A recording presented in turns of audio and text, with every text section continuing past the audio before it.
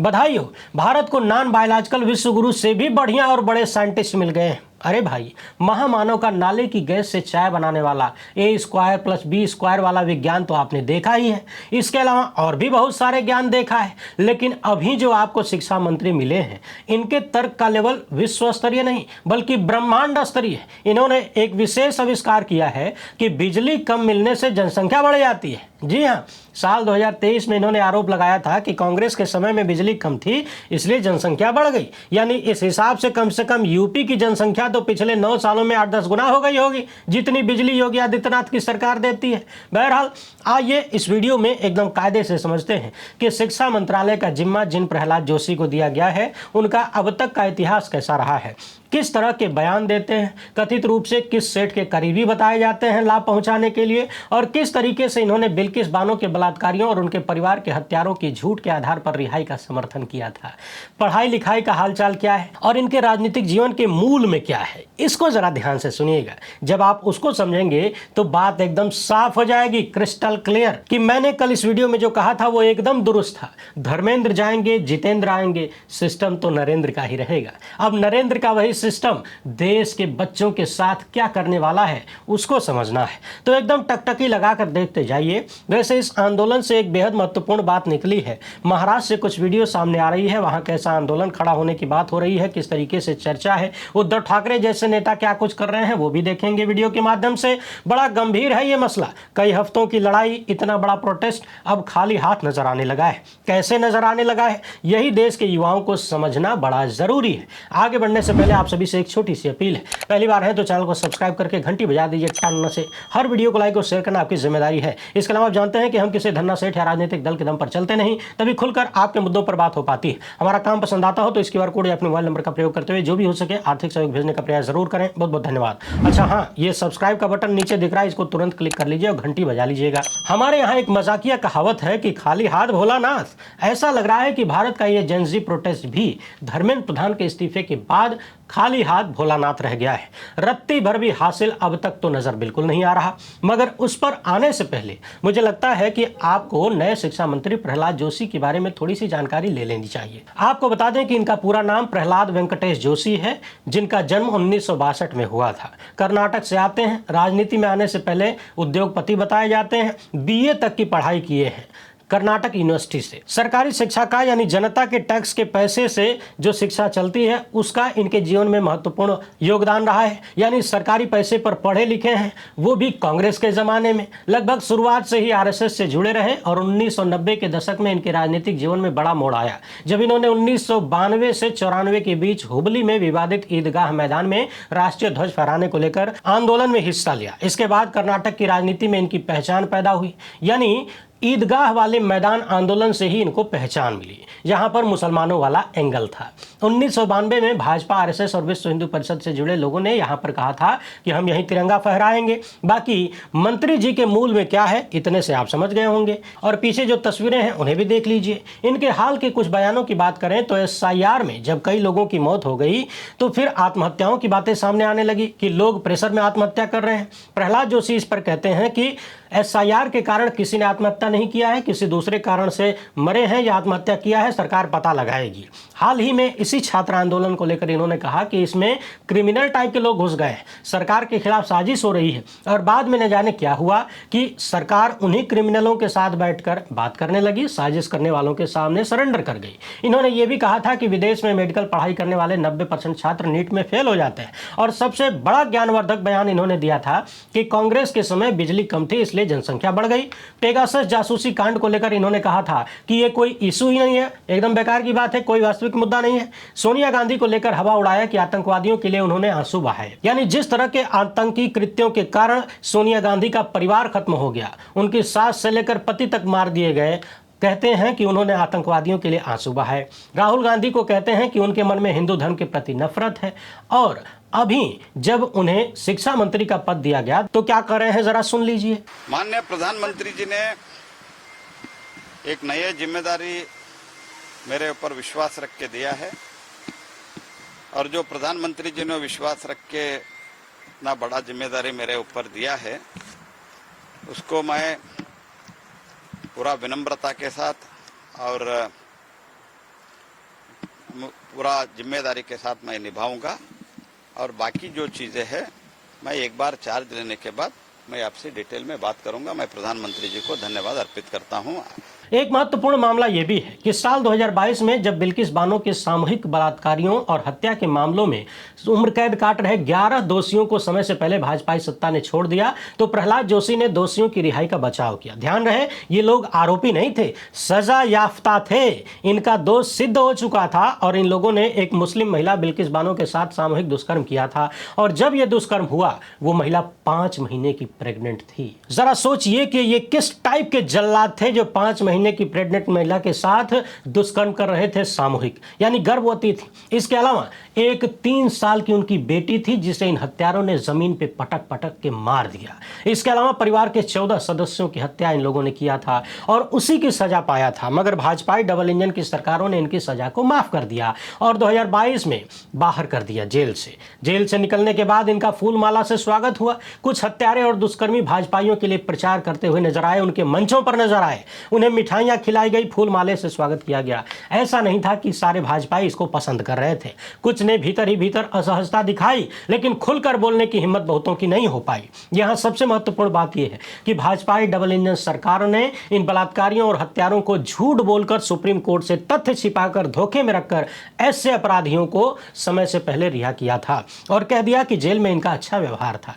यह बात मैं नहीं कह रहा, खुद सुप्रीम कोर्ट ने साल 2024 में कहा था। 8 जनवरी 2024 को जस्टिस बीवी नागरत्ना और जस्टिस उज्जवल भुइयां की सुप्रीम कोर्ट की बेंच ने इन सभी 11 दोषियों को दी गई रिहाई को रद्द कर दिया और साफ साफ कहा कि महत्वपूर्ण तथ्य छिपाकर गलत और भ्रामक तथ्य प्रस्तुत करके अदालतों को गुमराह करके भाजपाई सिस्टम ने इन बलात्कारियों और हत्यारों को छोड़ा है। आप सोचिए कि इससे बुरा क्या हो सकता है। और इतने बुरे का समर्थन प्रहलाद जोशी ने किया था, यहां तक कह दिया कि यह रिहाई कानूनी प्रावधानों के अनुसार हुई है। जिन प्रावधानों को, जिन हरकतों को सुप्रीम कोर्ट ने झूठा, भ्रामक और गलत बताया उसको प्रहलाद जोशी सही बता रहे थे, उसका समर्थन कर रहे थे। हमारे आपके मोहल्ले में यदि कोई सामूहिक दुष्कर्मी, 3 महीने की बच्ची का हत्यारा, एक गर्भवती महिला का दुष्कर्मी और इस तरह का जघन्य अपराधी आ जाए तो लोग उससे बात करना पसंद नहीं करते, कन्नी काट लेते हैं। लेकिन भाजपा आरएसएस के लोगों ने ऐसे घटिया लोगों को झूठ बोलकर अदालतों को गुमराह करके उन कानूनों के तहत बचाने का प्रयास किया जो पहले ही समाप्त किए जा चुके थे और इन सब का समर्थन प्रहलाद जोशी कर रहे थे। इसी बीच कॉकरोच जनता पार्टी के प्रदर्शन के दौरान तमाम बेटियों के साथ जैसा व्यवहार हुआ, कहीं कोई पुलिस वाला खुलेआम बेटियों को थप्पड़ मार रहा था, कोई पुलिस वाला अपने डंडे से किसी बिटिया के वक्षस्थल पर धक्के दे रहा था और बाकी के देखकर आनंद ले रहे थे, ये सब हमने देखा है। क्या आप सपने में भी सोच सकते हैं कि ऐसे कैरेक्टर के लोग ऐसे पुलिसकर्मियों के खिलाफ कोई कार्रवाई करेंगे जो 3 महीने की बच्ची के हत्यारों, उसकी गर्भवती मां के दुष्कर्मियों और 14 लोगों की हत्या करने वालों को झूठ बोलकर रिहा कर सकते हैं,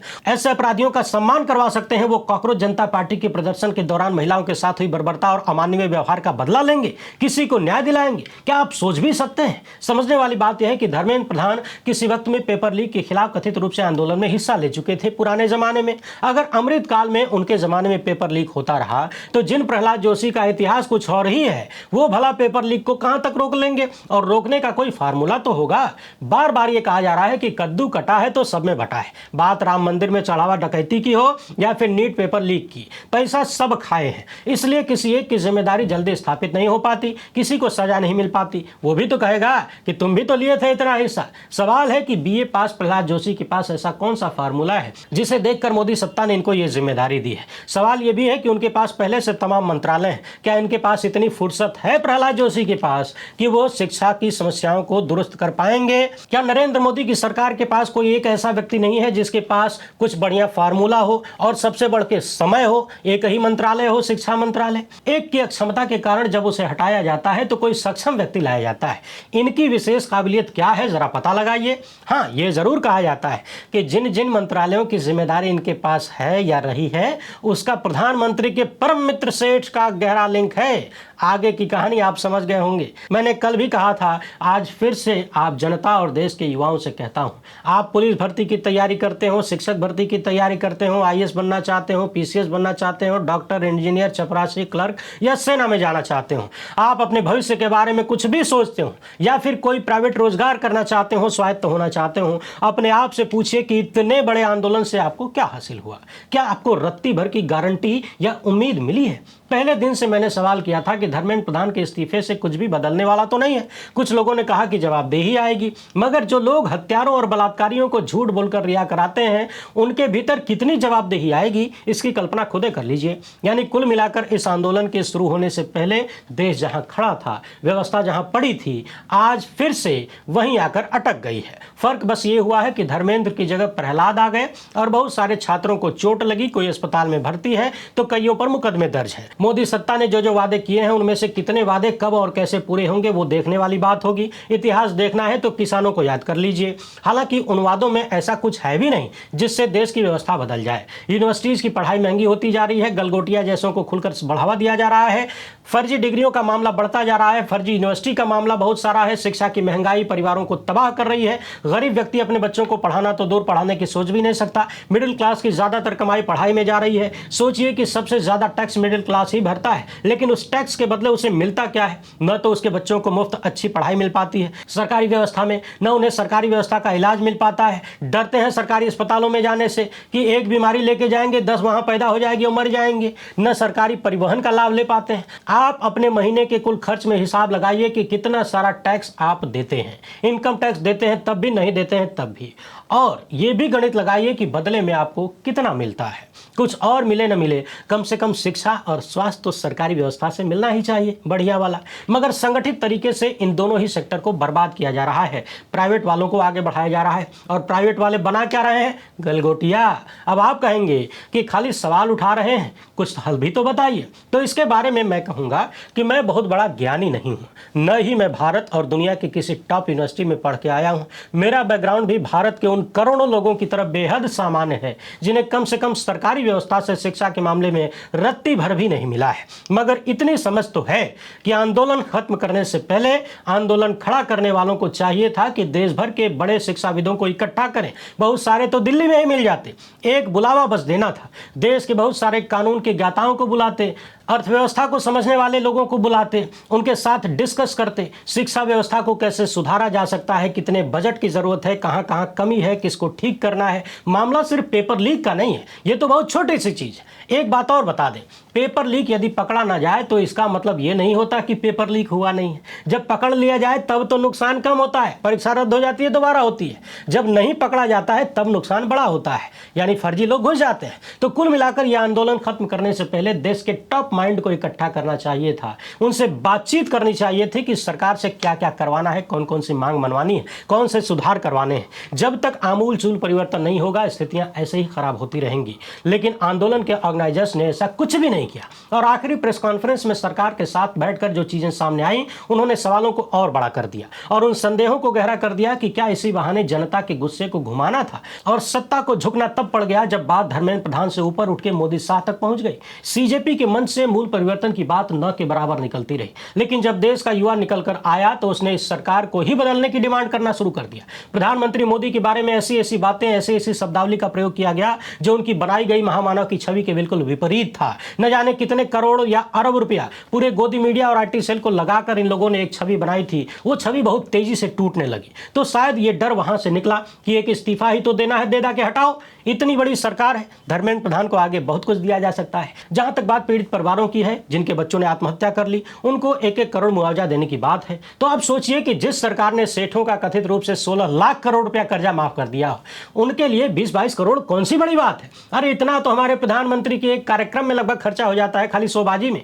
जहां तक एफआईआर रद्द करने की बात है तो एफआईआर किया किसने था, क्यों किया था? एफआईआर तो सरकारों का एक अपना हथियार होता है सामने वाले से नेगोशिएशन करने के लिए, और वो भी कहां तक रद्द होगा, कैसे कैसे रद्द होगा, ये तो देखने वाली बात होगी। यानी इस पूरे आंदोलन से देश के युवाओं के लिए कुछ भी परिवर्तन नहीं हुआ है। सिर्फ इतना हुआ कि जो दुबक के घरों में बैठे थे, जिन्हें आईपीएल के चक्कर में फंसा दिया गया था, जिन्हें ऑनलाइन सट्टाबाजी खेलने में घुसा दिया गया था, वो सड़क पर आ गए और शायद सड़क पर आना सीख लिया। मगर फिर भी अपनी किसी भी मांग पर, अपनी किसी भी समस्या का कोई भी हल नहीं निकाल पाए। ये इस आंदोलन का सबसे बड़ा फेलियर है। फेलियर इसलिए क्योंकि वो लिया जा सकता था। सरकार के लोगों ने कह दिया कि इमीडिएट सारे छात्र वापस चले जाएं। सीजेपी ने कह दिया कि इमीडिएट चले जाइए, और कम से कम जंतर मंतर से चले भी गए। सवाल है कि इस्तीफे के बाद इतनी जल्दबाजी किस बात की थी? जरा ठहरते, समस्या की जड़ पर पहुंचने की कोशिश करते और उसमें सुधार की बात करते। बहरहाल महाराष्ट्र में वहां के नेता लोग किस तरह मार्च निकाल रहे हैं, क्या कुछ कह रहे हैं, जरा उन्हें भी सुनिए। इस वीडियो को ज्यादा से ज्यादा लोगों तक पहुंचाइए और इन सवालों का जवाब ढूंढने का प्रयास करिए जो मैंने आपके सामने रखा है। जमलेल्या माझ्या सर्व तरुणांनो आणि तरुणींनो,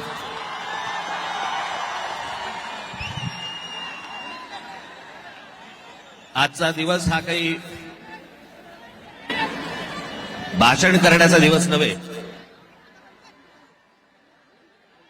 तुम्ही जे आंदोलन अख्ख्या देशभर पेटवलं आणि पेटवलेल्या ज्या आंदोलनाला यश आलं त्याचा उत्साह साजरा करण्यासाठी म्हणून तुम्ही सर्वजण इकडे हजर झालेले आहात।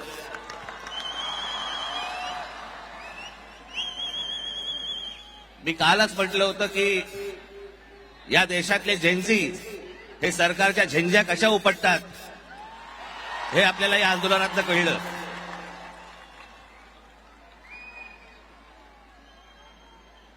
परंतु आज मी एक अत्यंत इथे आपल्याला महत्वाची गोष्ट नमूद करणं गरजेचं आहे, आवश्यक आहे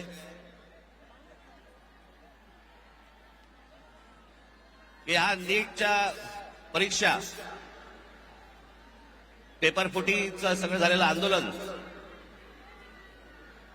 आणि त्याच्यानंतर आपल्या देशभरातल्या अनेक परीक्षेला बसलेल्या विद्यार्थ्यांनी आत्महत्या केल्या। मी आता त्यांची फक्त कुठे का नावं वाचून दाखवणार आहे। प्रदीप मेघवाल राजस्थान, ऋतिक मिश्रा उत्तर प्रदेश, सिद्धार्थ हेगडे गोवा, भाग्यश्री कर्नाटक, अंशिका पांडे दिल्ली, उमेश माळी राजस्थान, रेणू मीना राजस्थान, रिया कुमार थापा उत्तराखंड, शिवानी यादव उत्तर प्रदेश, अनुकीर्तना तामिळनाडू, कहान पटेल गुजरात, आकांक्षा चतुर्वेदी मध्य प्रदेश, रीमा बेगम आसाम, मैथिली अशोक सोनवणे महाराष्ट्र, अवंतिका मौर्य मध्य प्रदेश, जतीन कुमार उत्तर प्रदेश, गोपिका तामिळनाडू, शेख सना तेलंगणा, बेंटी यनंथाम तामिळनाडू, सिमरन हरियाणा, रोशनी तामिळनाडू या 21 विद्यार्थ्यांनी या परीक्षा पेपर फुटीनंतर आत्महत्या केल्या। माझी आपल्याला सर्वांना नम्र विनंती आहे की आंदोलनाला यश आलंय, आपल्याला आपला उत्साह आपण सगळेजण इथे साजरा करूच, पण या आत्महत्या केलेल्या या विद्यार्थ्यांसाठी आपण 1 मिनिट आपण मौन धारण करू आणि शांत उभे राहू। आज केवळ मी आपलं अभिनंदन नाही करत आहे, तर देशातल्या तमाम देशभक्तांना अभिवादन करत आहे। तसं पाहिलं तर आज कोणतीही निवडणूक कोणी जिंकलेली नाही, पण अंधभक्तांच्या विरुद्ध देशभक्त जिंकलेले आहेत।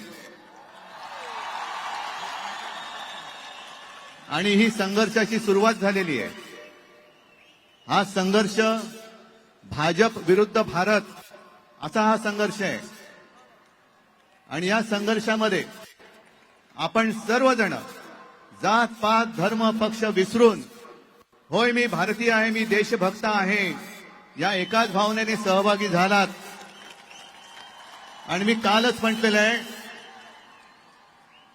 की एका झुरळाने हुकुमशहाला नमवलेलं आहे। हा खरा विष्णूचा अवतार आहे, हा खरा विष्णूचा अवतार आहे। आणि मला मोदीजींना सांगायचंय की मोदीजी की आता तरी देशाकडे लक्ष द्या। तुमचे मंत्री त्यांचं काम सोडून पक्ष फोडण्यामध्ये बिझी आहेत, त्यांना म्हणा आता देशाचं काम करा। कारण अर्थमंत्री आपल्या निर्मलाबाई घसरत्या रुपयाबद्दल बोलत नाहीत, महागाईबद्दल बोलत नाहीत, पण पेपर फुटीचे फायदे समजून सांगतायत. राजनाथ संरक्षण मंत्री, देशाच्या संरक्षणाची बोंब, पण धर्मेंद्र प्रधानच्या संरक्षणासाठी पुढे आलेले.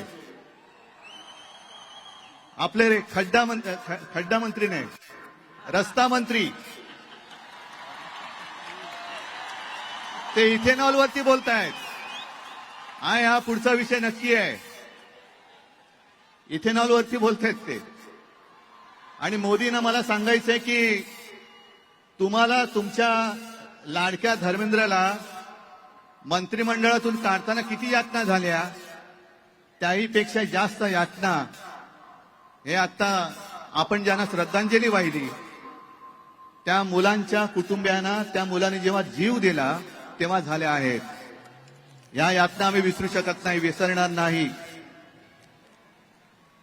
फक्त एकच विषय की ठिणगी आता पडले, देशभर वणवा पेटलेला आहे. लगेच आम्हाला विचारतात काय हो, निवडणुकीला 3 वर्ष आहेत, निवडणुका गेल्या खड्ड्यात. कारण मोदींनी पाहिले मतं चोरी करता येते, पण माणसं चोरता येत नाहीत, मनं चोरता येत नाहीत. ही मनं आता पेटलेली आहेत, पिसळलेली आहेत. ही ठिणगी जागतिक ठेवणं हे आपल्या सगळ्यांचं काम आहे. आणि या मंत्र्यांनी किंवा अजूनही सोशल मीडियावरती काही व्हिडिओ येत आहेत की आता हे भोंदुत्व स्वीकारणारे सगळे अंधभक्त मुलांना धमक्या देत आहेत. त्यांचे व्हिडिओ करा आणि पोस्ट करा, जिथे सापडतील तिकडे त्यांना खरं हिंदुत्व शिकवा, राष्ट्रभक्ती शिकवा. असो, जास्त भाषण करण्याची वेळ नाही, कारण कधी कधी शब्दांपेक्षा कृती ही जास्त महत्वाची ठरते. आणि खरोखर या तरुणांनी म्हणजे तुम्ही सगळ्यांनी देशाच्या इतिहासामधलं एक सुवर्ण पान लिहिलेलं आहात. तुमच्या शक्तीची, तुमच्या एकजुटीची नोंद ही सुवर्णाक्षरांनी आपल्या देशाच्या लोकशाहीच्या इतिहासामध्ये केल्याशिवाय कोणी राहणार नाही. मी तुम्हाला परत एकदा वंदन करतो. फक्त आता आलेली ही जाग जाऊ देऊ नका, सत्ताधाऱ्यांची मस्ती सहन करू नका. देशाची शक्ती काय असते हे दाखवून दिलेले त्या देशाला पुन्हा कोणालाही कमजोर करू देऊ नका. सर्वांना धन्यवाद, शुभेच्छा. जय हिंद.